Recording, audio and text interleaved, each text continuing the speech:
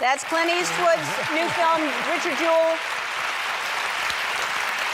All right, your 38th film that you've directed. À 94 ans, Clint Eastwood, l'emblématique dur à cuire d'Hollywood, connu pour sa force silencieuse, brise des décennies de silence. Pendant des années, ses fans ont spéculé sur la rupture entre lui et son fils, une distance douloureuse, entourée de mystères et de non-dits. Aujourd'hui, dans une révélation inattendue et personnelle, Clint confie enfin pourquoi il a renié son fils.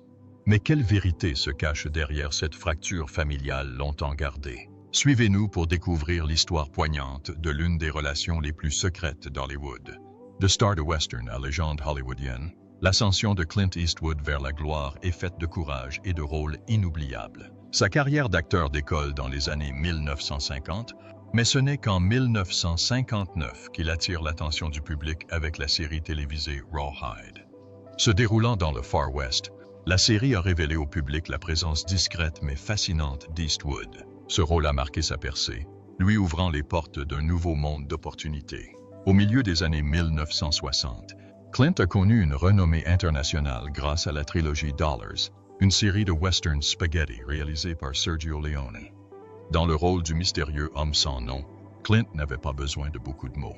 Son intensité silencieuse en disait long, captivant les spectateurs du monde entier. Les années 1970 et 1980 ont vu Eastwood se transformer en symbole de la dureté avec les films de l'inspecteur Harry. Incarnant un policier acharné qui joue selon ses propres règles, Clint est devenu synonyme de force et de masculinité brute. Mais son talent ne se limitait pas à jouer les durs à cuire. Il a également connu le succès dans des rôles plus légers. Comme dans Every Which Way But Loose, 1978, et sa suite Any Which Way You Can, 1980, qui ont démontré sa capacité à mélanger humour et action avec aisance, Eastwood n'a pas seulement influencé Hollywood au cinéma. En 1986, il a créé la surprise en se lançant en politique et en remportant la mairie de Carmel by the Sea, en Californie. Pendant 2 ans, il a été maire, faisant preuve d'un leadership différent loin des caméras. Parmi ses nombreux films mémorables, on compte Pendez-les haut et court en 1968, Le Bonnet, Josie Wales en 1976, Pale Rider en 1985, Là où les aigles attaquent en 1968, L'évadé d'Alcatraz en 1979, Heartbreak Ridge en 1982, en 1986, Dans la ligne de mire en 1993 et Sur la route de Madison en 1995. Même à la fin de sa vie, Clint est resté actif à Hollywood, jouant et réalisant des films comme Gran Torino en 2008, La Mule en 2018 et Cry Macho en 2023. Derrière la caméra, Eastwood a prouvé son talent de réalisateur et de producteur. Sa société, Malpaso Productions, a produit la quasi-totalité de ses films américains depuis 1967. Ses réalisations lui ont valu des Oscars pour Impitoyable, 1992, et Million Dollar Baby, 2004, tous deux récompensés par les prix du meilleur réalisateur et du meilleur film. Il a également réalisé des films salués par la critique comme Mystic River, 2003, Lettre d'Iwo Jima, 2006 et J. Edgar, 2011, ainsi que L'Échange, 2008. Invictus, 2009, American Sniper, 2014, Sully, 2016 et Richard Jewell, 2019. L'immense contribution de Clint au cinéma lui a valu de nombreuses distinctions, 4 Oscars, 4 Golden Globes, 3 César Awards et le prestigieux Life Achievement Award de l'American Film Institute en 2000. Sur la scène internationale, il a été récompensé par le Lion d'Or à la Mostra de Venise, a été fait commandeur de l'Ordre des Arts et des Lettres en France en 1994 et a été décoré de la Légion d'honneur en 2007. Pourtant, si la carrière d'Eastwood a été florissante, sa vie personnelle a souvent été jalonnée de complexité et de défis qui ont rarement fait la une des journaux. Mais quelles difficultés cachées obscurcissent la carrière légendaire de Clint Eastwood? Restez connectés, nous dévoilons cette histoire méconnue. La vie personnelle complexe de Clint Eastwood.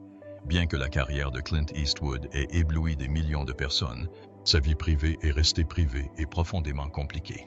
Connu pour être un homme peu loquace à l'écran, en dehors des écrans, il vivait un réseau complexe de relations et de secrets qui restaient souvent loin de la vue du public. Clint a été marié 2 fois, mais a eu de nombreuses relations qui se chevauchaient et ont duré plus ou moins longtemps.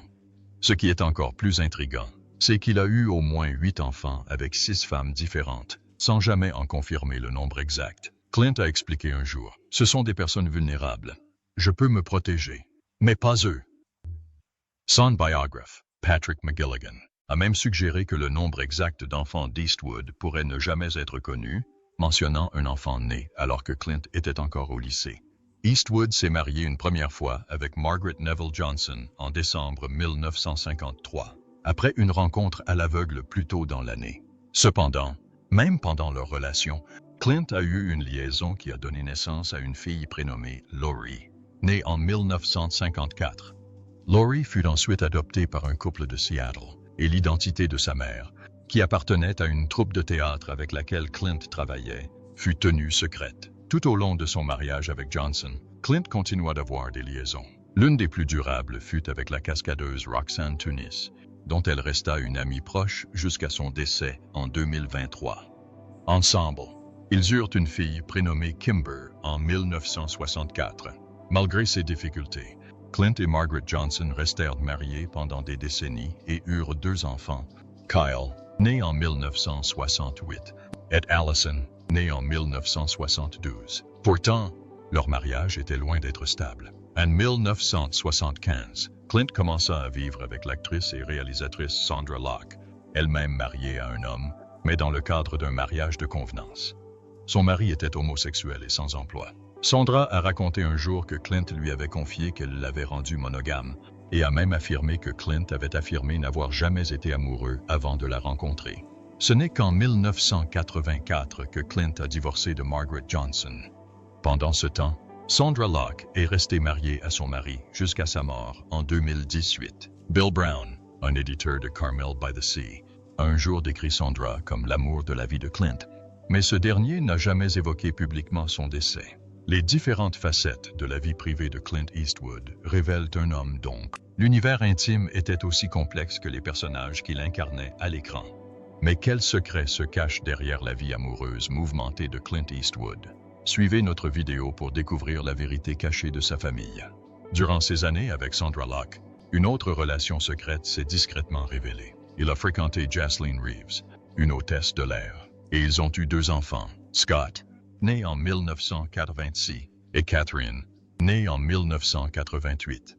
À l'époque, aucun des 2 enfants n'était officiellement lié à Clint comme père légal, gardant ce chapitre de sa vie bien secrète. Lorsque Clint et Sondra Locke se séparèrent en 1989, elle intenta une action en justice, déposant une demande de pension alimentaire et l'accusant plus tard de fraude. Les 2 affaires furent réglées discrètement, ajoutant une couche de secret supplémentaire à la vie privée d'Eastwood. Dans les années 1990, la vie amoureuse de Clint continua d'attirer l'attention. Il fréquenta l'actrice Frances Fisher, avec qui il eut une fille, Francesca, en 1993. Puis, en 1996, Clint épousa la présentatrice de journal télévisé Dina Ruiz. Leur fille Morgan est née la même année, marquant le second mariage de Clint. Cette union a duré jusqu'en 2014, ce qui en fait l'une de ses plus longues relations. Après son divorce avec Ruiz, Clint a souvent été vu avec Christina Sandera, une hôtesse de restaurant. Bien qu'ils n'aient jamais confirmé publiquement leur relation, ils apparaissaient fréquemment ensemble en public. Malheureusement, Christina est décédée d'une crise cardiaque en juillet 2024, à l'âge de 61 ans. Plus tard la même année, Clint a été aperçu avec une nouvelle compagne, mais les détails la concernant restent inconnus. Clint lui-même, ainsi que ses porte-paroles et ses managers, étaient restés silencieux sur sa vie privée, laissant les fans dans l'incertitude. L'univers de Clint Eastwood est un mélange fascinant de gloire publique, jalonné de récompenses, de rôles emblématiques et de célébrités, et de mystères privés, marqués par les secrets, le silence et les relations secrètes. Pourtant, l'histoire la plus déroutante de la vie personnelle de Clint tourne autour de son rôle de père, et plus particulièrement de sa relation complexe avec son fils, Scott Eastwood. Mais quels secrets hantent les liens familiaux de Clint Eastwood, notamment avec son fils Scott? Restez avec nous pour découvrir la vérité, grandir dans l'ombre d'une légende. Scott Clinton Reeves. Aujourd'hui connu sous le nom de Scott Eastwood, est né dans une famille complexe et secrète. Il est arrivé le 21 mars 1986 à l'hôpital communautaire de la péninsule de Monterey, en Californie. Sa mère Jaslene Reeves.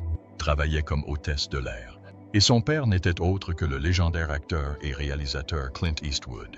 Cependant, ils sont restés longtemps dans l'ombre. Scott a une sœur germaine, Catherine. née en 1988, et 6 demi-frères et sœurs issus d'autres relations de Clint: Laurie, Kimber. Kyle, Allison. Francesca et Morgan. Scott a passé sa petite enfance à Carmel by the Sea, en Californie, jusqu'à l'âge de 10 ans environ. Il a ensuite déménagé à Hawaï avec sa mère, où il a vécu environ 4 ans avant de retourner en Californie.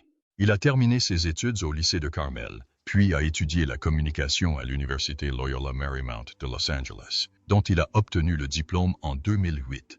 Contrairement à de nombreux enfants de stars hollywoodiennes, la vie de Scott n'était pas marquée par le luxe ni par un accès facile à la célébrité. Malgré la richesse et le succès de Clint, on attendait de lui qu'il gagne sa vie. Leur relation fut distante pendant une grande partie de sa jeunesse. Le silence qui entourait leur lien était symbolisé par un détail révélateur. L'acte de naissance de Scott ne mentionnait pas Clint comme père. Il mentionnait simplement « père refusé », soulignant à quel point leur première relation était privée et tendue. La liaison de Clint avec Jaslene Reeves a duré plusieurs années, mais a pris fin en 1990, alors que Scott n'avait que 4 ans. Bien que Scott ait passé du temps avec son père en grandissant, il n'a bénéficié d'aucun traitement de faveur ni privilège. Dans une interview accordée à Men's Health en 2017, Scott a confié « Mon père ne m'a jamais donné un centime. Il me faisait travailler pour tout. » Cette approche d'amour dur a façonné l'éducation de Scott, exigeant travail acharné et autonomie. Mais les difficultés familiales n'étaient qu'une partie de son histoire. Sa vie allait plus tard être confrontée à des épreuves encore plus sombres, révélant à quel point son parcours était semé d'embûches. Mais quels défis ont façonné la vie de Scott Eastwood au-delà de la célébrité? Regardez la suite pour découvrir ses difficultés cachées, sortir de l'ombre de son nom. Bien qu'il fût le fils d'une des plus grandes légendes d'Hollywood, Scott Eastwood n'a pas choisi la facilité. Pendant des années, il n'a même pas utilisé le nom d'Eastwood. Il a préféré utiliser le nom de famille de sa mère, Reeves. C'est le nom qu'il utilisait lors des auditions, choisissant de tracer sa voie plutôt que de profiter de la célébrité de son père. Ironiquement, il existait déjà un acteur nommé Scott Reeves, mais cela ne le dérangeait pas. Il était déterminé à construire quelque chose qui lui appartienne vraiment.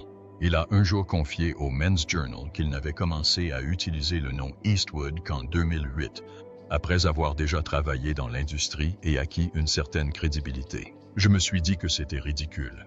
Si je fais ça, je dois perpétuer le nom d'Eastwood, a-t-il déclaré dans une interview accordée à Nylon en 2015. Pourtant, porter un nom de famille célèbre ne signifiait pas que les portes s'ouvraient comme par magie. Scott a enchaîné les petits boulots, garant des voitures, travaillant dans le bâtiment, juste pour survivre tout en cherchant des postes dans un secteur difficile. Même si Hollywood reconnaissait le nom d'Eastwood, Clint ne lui a pas tiré les ficelles. Scott a auditionné pour plusieurs films de son père, mais a été refusé, notamment pour le drame de guerre American Sniper, 2014. Clint était connu pour être un homme dur mais juste, et il refusait de faire la charité à son fils. Scott l'avait compris et l'avait respecté. Ses premiers vrais succès furent des petits rôles dans Gran Torino et Invictus, tous deux réalisés par Clint Eastwood. Des rôles mineurs, certes, mais qui n'en constituèrent pas moins un tremplin.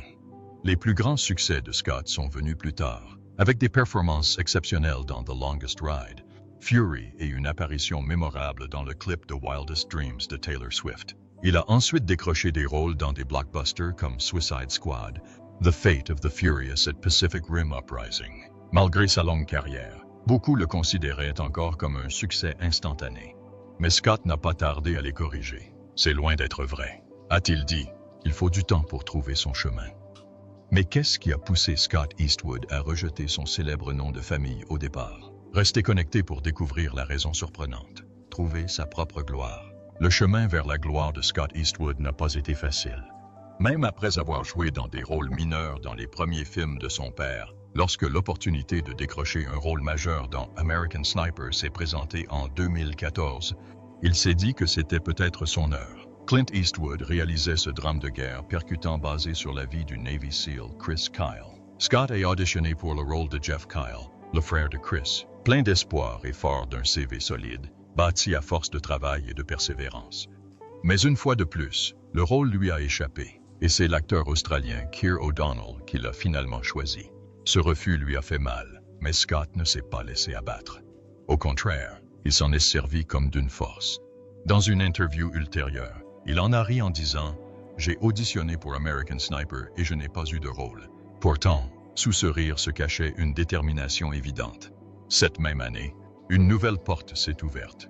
Il a été choisi pour le rôle principal de The Longest Ride, un drame romantique inspiré du roman de Nicholas Sparks. Avec le recul, Scott estimait que son échec avec American Sniper l'avait mené exactement là où il devait être. « J'aurais adoré faire partie d'American Sniper, mais je n'aurais pas eu l'occasion de faire ce film, » a-t-il déclaré. À partir de 2015, sa carrière prend un tournant radical, entièrement personnel. Il n'a plus besoin de s'appuyer sur le nom d'Eastwood. Il enchaîne les rôles dans des productions majeures comme Suicide Squad, Furious 8, La colère de l'homme et Pacific Rim. Un soulèvement s'ensuivit. Pourtant, les rumeurs ne cessèrent jamais vraiment. Certains critiques continuèrent d'affirmer qu'il survivait grâce à ses liens familiaux. Scott a rétorqué « Ça ne marche pas comme ça. Il ne peut pas simplement décrocher le téléphone et dire « Choisis mon fils ». Mais derrière tous les gros titres et les auditions, un mystère subsistait, la véritable nature de la relation de Scott avec son célèbre père. Était-ce tendu? Était-ce intime? En 2016, une rare interview conjointe de Clint et Scott dans Esquire a enfin offert un aperçu de leur lien complexe. Mais qu'a finalement révélé cette rare interview père-fils sur leur lien secret? Restez connectés pour le savoir. Père, mentor, légende. Cette interview d'Esquire en 2016 a révélé une relation longtemps entourée de mystères. Assis côte à côte, Clint Eastwood et son fils Scott ont enfin dévoilé au monde plus que de simples gros titres et génériques de films. Ils ont révélé une dynamique aussi difficile que transformatrice. Scott n'a pas édulcoré leur passé. J'ai vécu avec ma mère à Hawaï jusqu'à ce que je l'énerve. Et puis je suis venu vivre avec mon père et je l'ai énervé, a-t-il plaisanté en souriant. C'était le genre de phrase qui en disait long. Tout d'abord, qu'est-ce que ça fait d'être le fils de Clint Eastwood et d'être soi-même une star de cinéma? Ça doit être bizarre. C'est comme s'il y avait une mine de connaissances à Fort Knox et qu'on essayait d'en extraire de petits morceaux quand on lui parlait. L'humour masquait le poids d'une histoire familiale complexe. Clint, aujourd'hui octogénaire, sourit et hocha la tête. C'était un bon garçon, dit-il, avant de féliciter la mère de Scott, Jocelyn Reeves. C'est une bonne personne. Elle lui a inculqué beaucoup de valeurs. C'était un rare moment de respect public pour une femme avec laquelle Clint avait autrefois entretenu une relation discrète et secrète. Scott décrivait son père comme un père de la vieille école. Il faisait référence à une éducation où le respect, la discipline et la ponctualité étaient des valeurs incontournables. Il n'y avait aucune aide. Même quand les portes d'Hollywood s'ouvraient à d'autres, il me faisait travailler pour tout, a déclaré Scott. Et ce n'était pas que des mots. Il auditionnait pour les films de Clint et, souvent, il n'obtenait pas le rôle. Même American Sniper lui filait entre les doigts. Pourtant, Clint le recherchait. Il était toujours présent et faisait du bon travail, a admis le père d'Eastwood. Et maintenant, alors que l'étoile de Scott commençait à briller davantage, a plaisanté Clint. Les filles appellent pour demander où est Scott. Avant, elles me demandaient où j'étais. Scott Ritt, je t'emmène au bar avec moi. Ce sera sympa. Il y avait quelque chose d'attachant dans leurs échanges. Deux générations d'Eastwood, fortes mais soudées. Et si Clint avait bâti un empire, il s'assurait que Scott apprenne à bâtir le sien. Scott résuma la situation avec un haussement d'épaule et un sourire. Je ne suis qu'un enfant dans ce milieu. Mais quelle dure vérité Scott Eastwood a-t-il découverte en essayant de gagner le respect de son père? Restez à l'écoute pour le découvrir. La voix Eastwood. Au fur et à mesure que Scott Eastwood poursuivait son parcours à Hollywood, il a commencé à voir les choses sous un angle différent. Littéralement, alors que la plupart des acteurs se concentraient sur la mémorisation de leurs répliques et la précision de leurs gestes, Scott se surprenait à observer les acteurs derrière la caméra autant que ceux devant. C'était une habitude qu'il avait héritée de Clint, une habitude que son père avait prise dans les années 1950, alors qu'il n'était qu'un simple acteur sous contrat chez Universal Studios. Clint lui avait dit un jour « Le cinéma est un médium pour les réalisateurs. Si tu ne crées pas ton propre matériel, tu n'attends que des bribes. Ce message a fait mouche. Même à ses débuts, Clint ne passait pas son temps libre à se détendre dans des caravanes. Il restait sur le plateau, observant l'équipe, les cadreurs, les réalisateurs, tous ceux dont il pouvait apprendre. Pendant ses jours de repos, qui étaient infréquents, il se promenait sur d'autres plateaux simplement pour observer. C'est cette curiosité qui a transformé Clint, acteur de petits rôles, en réalisateur hors pair. Scott a pris ce conseil au sérieux. Pendant le tournage de Furious 8, il n'a pas bougé après les prises. Au lieu de cela, il restait proche de l'équipe, posant des questions, attentif aux moindres mouvements en coulisses. Il observait l'éclairage des décors, le montage des scènes, la gestion de la pression par les réalisateurs. Il ne s'agissait plus seulement de jouer. Scott apprenait tout le métier. Il se souvint d'une autre leçon que son père lui avait donnée. Ne jamais cesser d'apprendre, de grandir, d'évoluer et de relever de nouveaux défis. Il ne s'agissait pas de courir après la gloire, mais de progresser. C'est ainsi que Clint s'est bâti une réputation. En restant curieux, en étant présent, en étant celui qui ne quitte jamais le plateau. Et maintenant, c'était au tour de Scott de faire de même. Lorsqu'on lui a demandé comment il comptait sortir de l'ombre pesante de son père, Scott a souri et a répondu « Je fais comme lui. Continue d'avancer, quels que soient les défis. » Mais quelle leçon surprenante Scott Eastwood a-t-il apprise derrière la caméra et qui a tout changé? Rester dans les parages pour le découvrir. Toujours le fils de son père. Toujours grandir. Évoluer constamment. C'est la leçon que Scott Eastwood a retenue longtemps après la fin des tournages. Et à mesure que sa carrière progressait, sa compréhension de l'homme qui a façonné une grande partie de cette sagesse s'est accrue. Son père, Clint Eastwood, bien que Scott construise désormais sa propre carrière, il n'hésite jamais à rendre hommage à ses pères.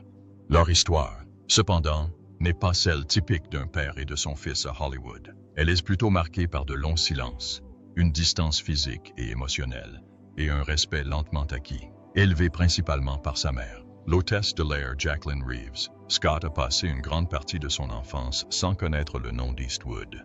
Ce n'est qu'en 2002, alors que Scott était déjà adolescent, que Clint l'a publiquement reconnu comme son fils, un moment qui a tout changé en silence. Aujourd'hui, leur lien semble plus fort que jamais.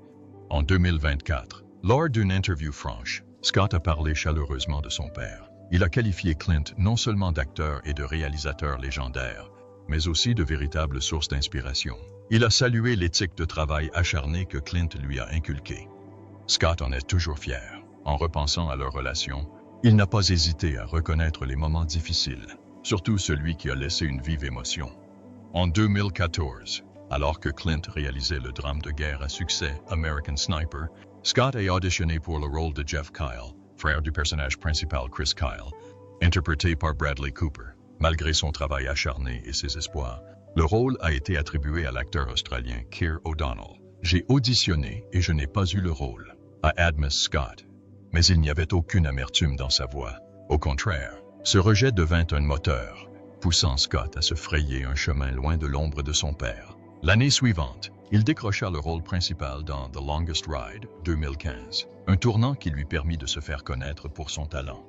Par la suite, Scott s'est attaqué à des projets plus ambitieux comme Suicide Squad 2016, Furious 8, Le Destin des Dangereux 2017 et Pacific Rim Uprising 2018. Il a travaillé dur pour prouver qu'il n'était pas seulement le fils de Clint Eastwood, mais une étoile montante à part entière. En coulisses, Scott a également tiré de précieux enseignements de l'observation de Clint à l'œuvre. Il a dit un jour, « Si tu ne crées pas ton propre matériel, tu te bats pour ce qui existe. » Cette idée reflète les débuts de Clint, où il refusait d'attendre des rôles. Au lieu de cela, Clint observait, apprenait et grandissait en passant de longues heures sur le plateau, s'imprégnant de chaque détail de la réalisation. Scott adopte la même approche, s'assurant d'être présent sur le plateau et d'apprendre à chaque étape. Malgré la dureté de l'amour et la distance initiale, Scott est clair, il veut retravailler avec Clint. Même s'ils ne se voient pas tous les jours, un lien plus profond et plus discret les unit désormais. Qu'est-ce que ça fait de pouvoir enfin le montrer au monde entier? C'est agréable. Vous savez, parfois, quand on fait un film, il se passe des choses. Le moment n'est pas encore venu de le publier. Il n'est pas encore tout à fait prêt. C'est donc une bonne chose qu'il le soit maintenant. Et nous avons eu toutes ces collaborations incroyables avec Snoop. Une connexion fondée sur le respect mutuel, la compréhension et le partage d'expériences. Et même si Clint a un jour laissé l'acte de naissance de Scott vierge, il ne l'a jamais abandonné. Leur relation n'a peut-être jamais été parfaite, mais elle est bien réelle. Et parfois, c'est plus puissant que n'importe quelle histoire hollywoodienne que vous avez pu entendre ou imaginer. Mais que pensez-vous de ce lien père-fils complexe? S'agit-il d'un amour dur, d'un véritable respect ou d'autre chose? Nous aimerions connaître votre avis. N'oubliez pas d'aimer, de partager et de vous abonner pour plus de contenu.